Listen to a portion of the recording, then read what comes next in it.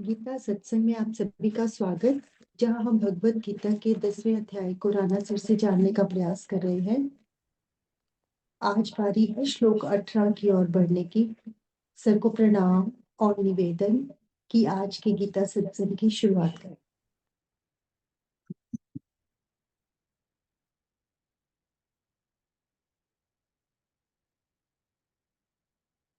वसुदेव सुतं देवं कंसचाणूरमर्दनं देवकी परमानंदं कृष्णं वंदे जगद्गुरुं। सभी को बहुत बहुत प्रणाम।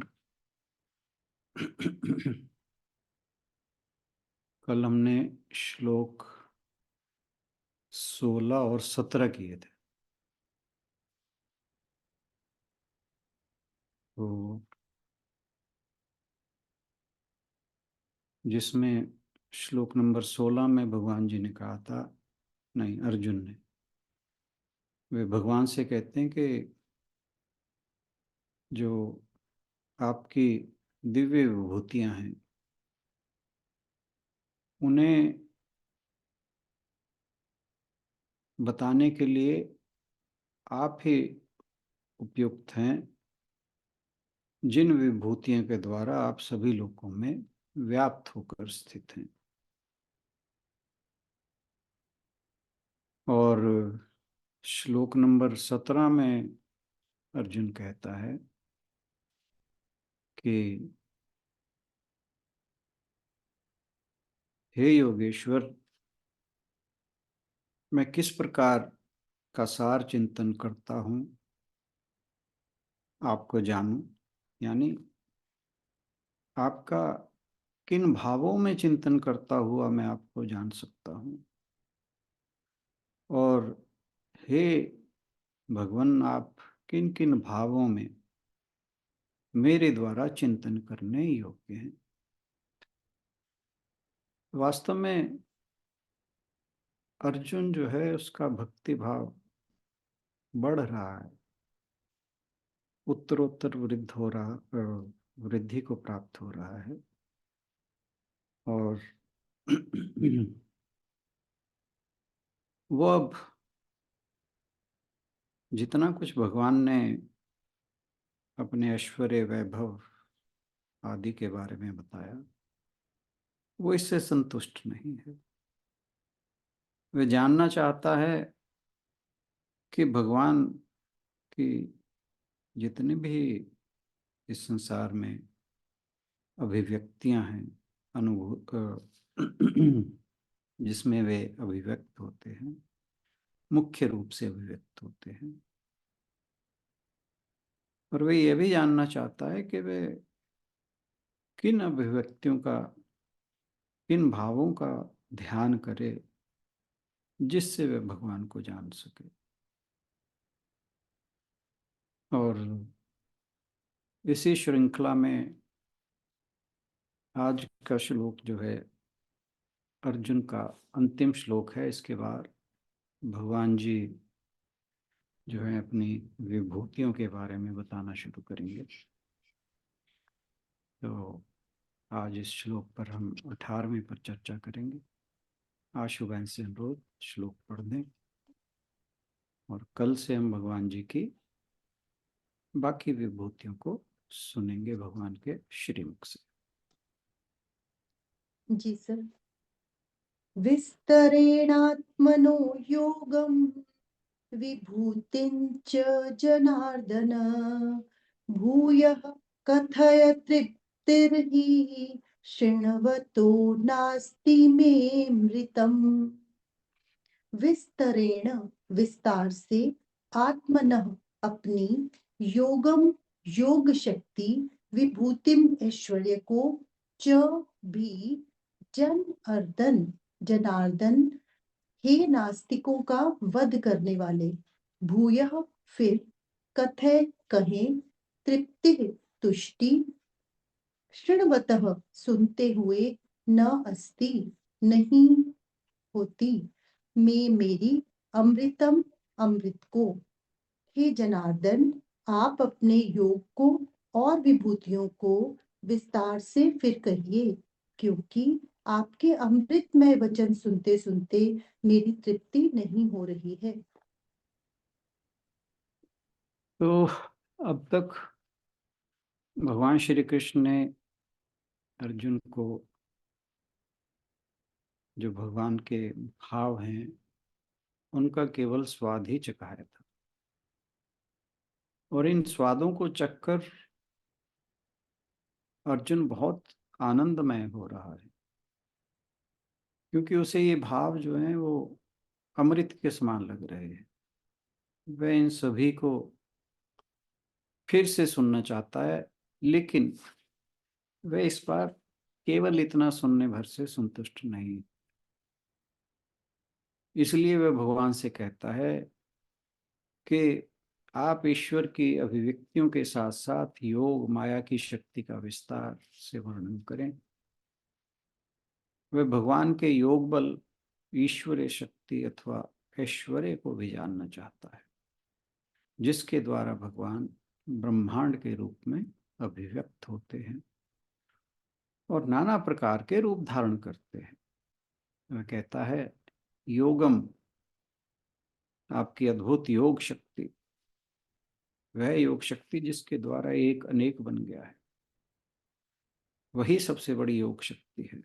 भगवान एक हैं, लेकिन वे ब्रह्मांड में अनेक हो गए हैं। विस्तारेण आत्मनो योगम, मुझे इस योग शक्ति के बारे में विस्तार से बताओ। विभूतिम च जनार्दन, जिसके माध्यम से हे जनार्दन आप ब्रह्मांड के रूप में प्रकट हो जाते हैं। अर्जुन ने यहाँ भगवान श्री कृष्ण को जनार्दन कहकर संबोधित किया है, जिसके दो अर्थ हैं। पहले तो यहाँ पे अर्दन, उसका अर्थ है जो दूसरों को चलाता है।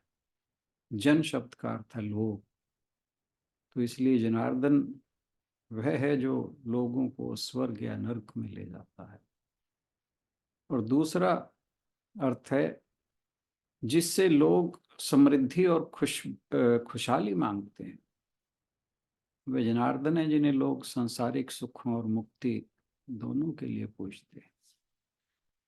भूयः कथ्य, मुझे ये फिर से बताओ। तृप्तिर ही में नास्ति, आपकी वाणी में जो अमृत है उसको सुनकर मुझे संतुष्टि या तृप्ति नहीं हो रही है। किसी और वस्तु को पीने पर ऐसा भी होता है कि हम बस कर देते हैं कि बस और नहीं, लेकिन ये जो भगवान के उपदेश नाम का अमृत है वह ऐसा है जिसे पीने पर कभी तृप्ति नहीं होती। यदि कोई इसको पीने से बस भी कर दे तो उसके लिए गोस्वामी तुलसीदास जी कहते हैं, रस विशेष जाना तिन नाहि। कैसे लोगों ने भगवान का रस जो है उसके बारे में जाना ही नहीं। मुक्त जीव भी इस भगवान की कथा से तृप्त नहीं होते हैं, फिर जो बंधन युक्त जीव हैं उनकी तो बात ही क्या है। रामचरितमानस में इसीलिए कहा गया है, जीवन मुक्त महामुनि जेऊ, हरिगुण सुनहित निरंतर तेऊ। जो जीवन मुक्त हैं महामुनि, उन जैसे भी हरिगुण सुनकर निरंतर सुनना चाहते हैं। इसलिए अर्जुन इस उपदेश नाम का जो अमृत है उसका पान करना चाहता है। वह समझ गया है कि भगवान की विभूतियों को विस्तार से जानने पर भगवान को जानना सहायक होगा। ये वो विभूतियां हैं जिनको खगनायक गरुड़, जो भगवान का वाहन है, विष्णु भगवान का वाहन है, वह वैकुंठ छोड़कर कागभुषुंडी जी के पास पर्वत पर कथा सुनने को जाते हैं। कागभुषुंडी जी के बारे में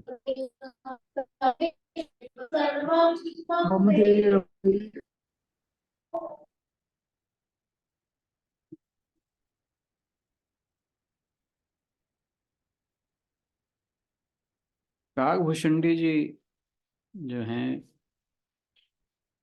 कहा जाता है कि वे मेरू पर्वत पर भगवान कथा सदा वहाँ पर कहते रहते हैं, और वहाँ पर जितने भी आसपास के जीव जंतु पक्षी आदि जो कुछ भी है, वो सब उस कथा का रसपान करते हैं।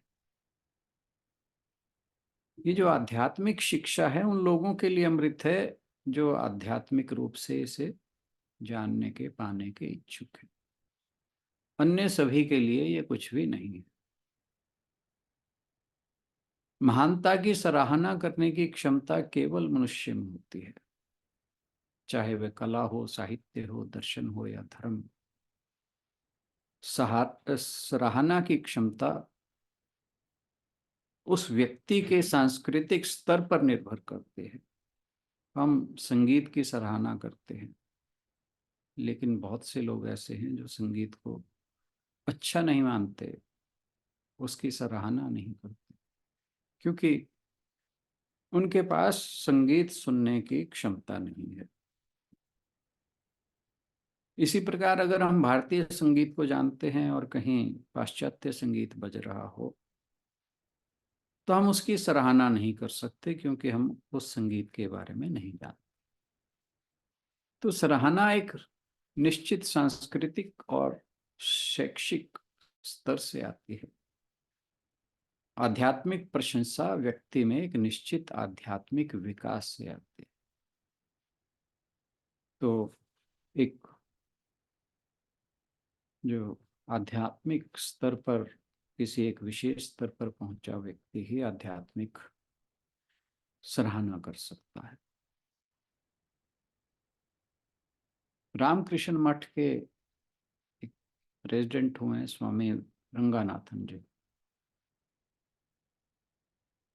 उन्होंने एक टीका लिखी है गीता जी के ऊपर। उन्होंने लिखा है कि भारत में हमारे पास आध्यात्मिक प्रशंसा की जबरदस्त शक्ति है। जब कोई आध्यात्मिक रूप से महान व्यक्ति हमारे बीच में आता है तो हम देखते हैं कि वह कैसा व्यवहार करता है। जानने की कोशिश करते हैं कि वास्तव में वह महान है, और फिर उसकी हम सराहना करते हैं। हम अपने देश में कभी भी किसी आध्यात्मिक गुरु को मारते या सूली पर नहीं चढ़ाते।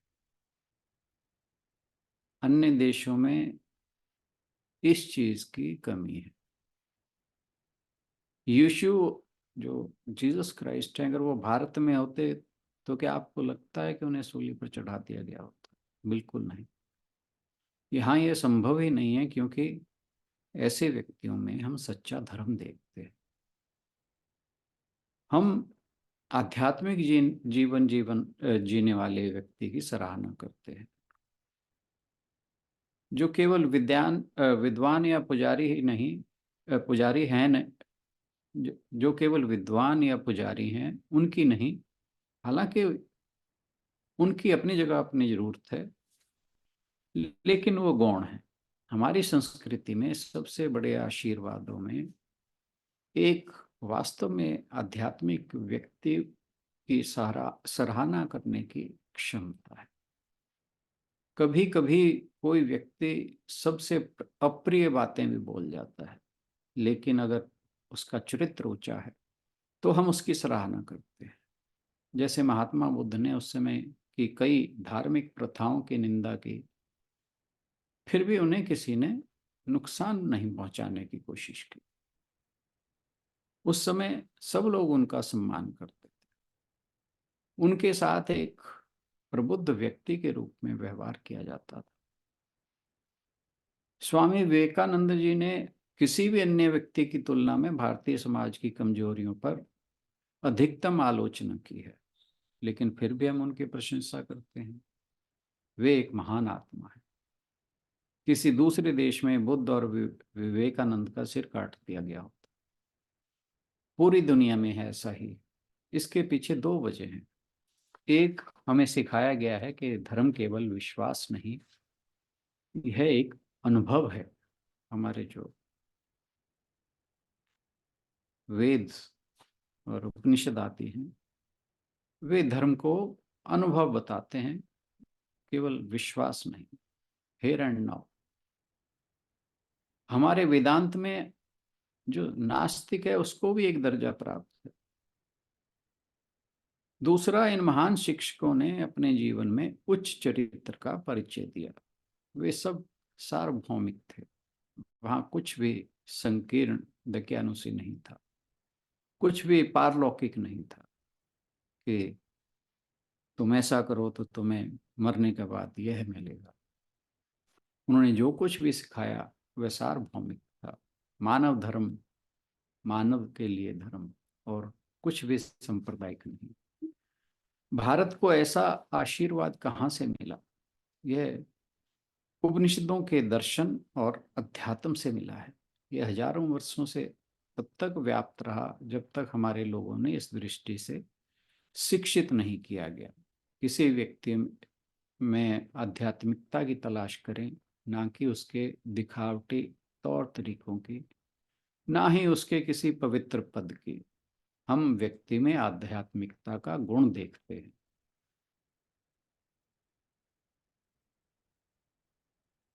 यहाँ पर एक कैथोलिक चर्च के दिवंगत, जो अब नहीं रहे, उन पोप का एक उल्लेख है। कुछ साल पहले उन्होंने भारत का दौरा किया। बंबई के अपने एक अधिवेशन में जो उन्होंने अपने सहायक से पूछा कि यहाँ ये हजारों लोग कौन हैं, क्या वे सब कैथोलिक हैं? तो उनके सहायक ने कहा, नहीं साहब। तो उन्होंने पूछा, क्या ये ईसाई हैं? कि नहीं साहब। इसका मतलब कि वे सभी हिंदू हैं? तो उन्होंने कहा, नहीं, अधिकांश हिंदू हैं। फिर उन्होंने कहा, मैं इसी बात को इस देश की महानता के तौर पर देखता हूँ। ये हिंदू जो यहाँ उपस्थित हैं, मुझ में कैथोलिक चर्च का मुखिया नहीं, ईसाई धर्म का मुखिया नहीं, बल्कि ईश्वर का एक आदमी के रूप में देख रहे हैं। यही भारत है। शंकराचार्य जी भी अपने समय में बहुत कट्टरपंथी थे। यह अन्यत्र किसी और देश में नहीं पाया जाता।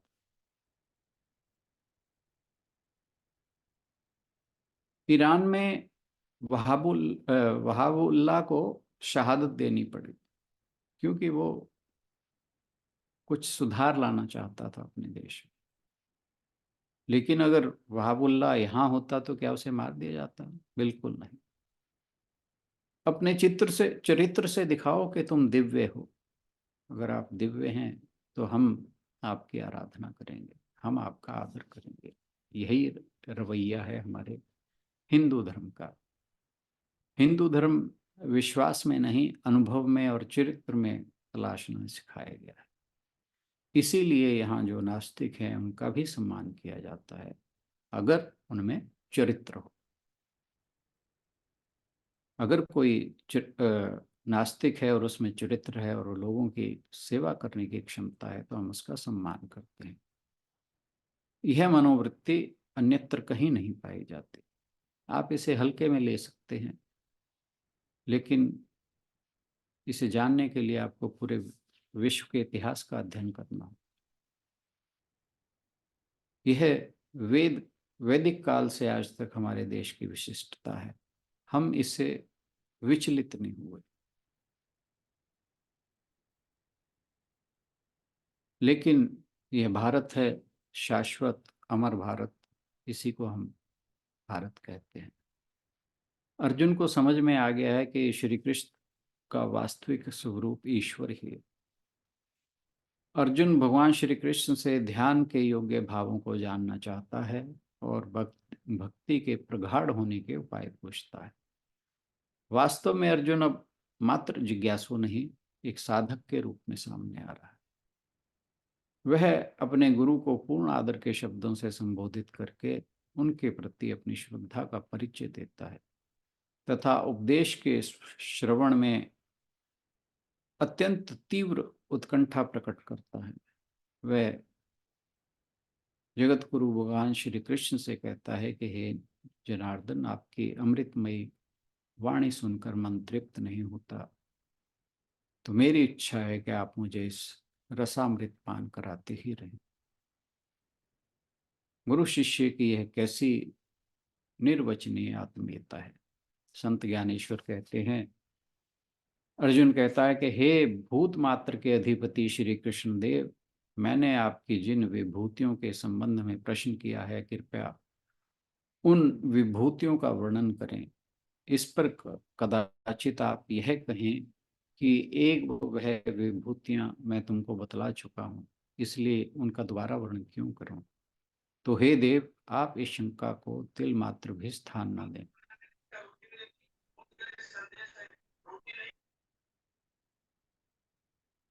क्योंकि यदि किसी को थोड़ा सा साधारण अमृत पान करने को मिले तो भी उसके लिए कोई नहीं नहीं कहता, फिर वह अमृत कैसा भी हो। जो हलाहल विष का सगा भाई है और मृत्यु से डरे हुए देवताओं ने अमर होने के लिए जिसका पान किया था, परंतु जिनके पान करने पर भी ब्रह्मा के एक ही दिन में 14 इंद्र अमर राजाओं के सिंहासन पर बैठते हैं और नष्ट हो जाते हैं। जो अमृत इस प्रकार क्षीर समुद्र से निकला हुआ एक सामान्य रस है, जिसके संबंध में लोगों में यह मिथ्या भ्रम फैला हुआ है कि वह अमृत लोगों को अमर करने वाला है, जब ऐसे नामधारी अमृत का मधुर अंश भी लोगों को यथेष्ट नहीं जान पड़ता, उसे पान करने से लोग अघाते नहीं, तो इतनी क्षुद्र वस्तु की मधुरता भी जब इतना अधिक आदर पाती है, तो फिर आपके इन बोध वचनों का तो कहना ही क्या है। ये तो प्रत्यक्ष परमामृत हैं। इनके लिए ना तो मंदर पर्वत को मधानी बनाकर ही फिराया गया है, ना ही क्षीर समंदर को मथा ही गया है। यह तो अनादि और स्वयं सिद्ध है। यह ना तो पतला है, ना ही गाढ़ा है, ना ही इसमें रस एवं गंध का ही कहीं नाम है। इसका स्मरण करते ही सहज में प्रत्येक व्यक्ति से पाकर तृप्त हो जाता है। इस अमृत की बात सुनते ही सारा संसार निस्सार हो जाता है और सुनने वाले को ऐसी नित्यता प्राप्त होती है जिसका कभी नाश हो ही नहीं सकता। जन्म और मरण की बात समूल नष्ट हो जाती है और अंदर बाहर सभी जगह आत्म अनुभव के महासुख की वृद्धि होने लगती है। अब यदि सौभाग्य से ऐसा परमामृत सेवन करने के लिए मिल जाए, तो वह तुरंत ही जीव को आत्म स्वरूप कर डालता है। और वह अमृत अब आप मेरे सामने परोस रहे हों, तो यह संभव नहीं कि मेरा चित्त उसके लिए कह दे कि बस कीजिए। हे देव, आपका नाम ही मुझे अत्यंत मधुर जान पड़ता है और इस पर आपके साथ प्रत्यक्ष मिलाप होता है और आपका सामीप्य भी होता है। इसके सिवा आप बहुत ही आनंद पूर्वक मेरे साथ बातें भी करते हैं। ऐसी अवस्था में हे देव, मैं क्या बतलाऊं कि यह परम सुख कैसा है। मेरे अंतःकरण को इतना अधिक संतोष हुआ है कि वाणी से उसका वर्णन किया ही नहीं जा सकता। परंतु हाँ, इतना मेरी समझ में अवश्य आता है कि आपसे आपके मुख से इस परमामृत की पुनरावृत्ति होनी चाहिए। नित्य वही सूर्य उदय होता है, परंतु फिर भी कभी उसने उसके संबंध में कोई यह कहता है कि यह तो वही कल वाला बासी सूर्य है। सबको पवित्र करने वाली अग्नि के संबंध में कभी यह कहा जा सकता है कि यह अपवित्र हो गई है, अथवा निरंतर बहने वाले गंगा जल के संबंध में कभी यह कहा जा सकता है कि यह बासी हो गया है। जब आपने अपने मुख से परमामृत का परमामृत वचन का लाभ कराया है, तब मुझे ऐसा जान पड़ा कि आज शब्द ब्रह्म ने स्वयं ही मूर्तिमान होकर अवतार लिया है। अथवा चंदन के वृक्ष में फूल भी लगे हैं और उन फूलों की मैं सुगंध का उपभोग कर रहा हूँ। अर्जुन की ये बातें सुनकर श्री कृष्ण के सब अंग समाधान जन्य प्रेम से हिलने लगे। वे अपने मन में कहने लगे, यह अर्जुन अब भक्ति ज्ञान का भंडार बनने योग्य हो गया। इस श्लोक के साथ अर्जुन ने अपने कथन और निवेदन का समापन किया। अगले श्लोक से शुरू करते हुए भगवान श्री कृष्ण ईश्वर की 72 विभूतियां या अभिव्यक्तियां प्रस्तुत करेंगे। रामकृष्ण परमहंस कहते हैं कि ईश्वर और जीवात्मा के बीच संबंध चुंबक और लोहे के बीच जैसा है। तो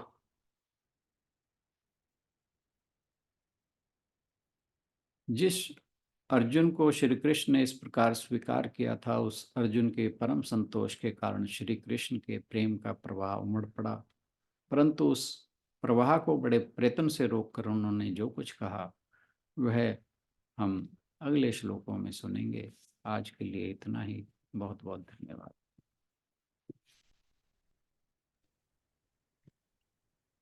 धन्यवाद राणा सर।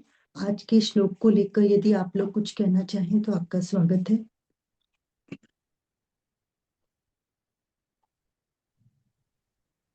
हाँ जी, जय श्री कृष्ण जी। जय श्री कृष्ण।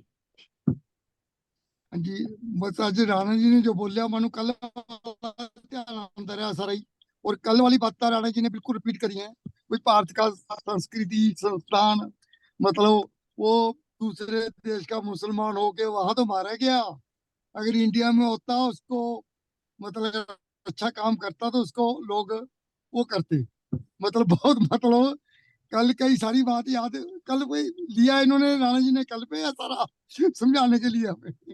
बहुत अच्छा, कल का सारा सीन याद, हर एक बात का, गीता का तो था ही इसमें अर्जुन को समझाने का, पर राणा जी मानो समझा गया अर्जुन की तरह ही, कृष्ण जी ने जिस तरह समझाया अर्जुन को